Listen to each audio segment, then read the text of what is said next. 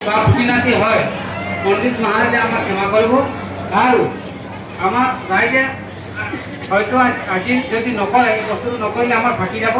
সেইকাৰণে আজি আমি তেওঁবিলাকক আমাৰ তিয়কচা বাগিচাৰ পৰা বিদায় এটা হেৰি ৰাখিছোঁ আৰু বিদায়টো মানে আমি আজি এনেকুৱা সমাজ নাপাওঁ কাৰণে আজি বিদায় সভাটো পাতি দিছোঁ বিদায় সভা পাতি দিছোঁ আমি উদযাপন সমিতিয়ে বিদায় একেলগে দিয়া নাই আমি ৰাজহুৱাভাৱে বিদায় দিয়া হৈছে গতিকে আপোনালোকৰ কিবা যদি দিবলৈ ইচ্ছা আছে আৰু কিবা ভাবি থৈছে আমি পণ্ডিত মহাৰাজক তিনিগৰাকীকে কিবা আপোনালোকে দিব পাৰিব বুলি আমি এই উদযাপন সমিতিৰ পৰা আপোনালোকক অনুৰোধ জনাইছোঁ ধন্যবাদ।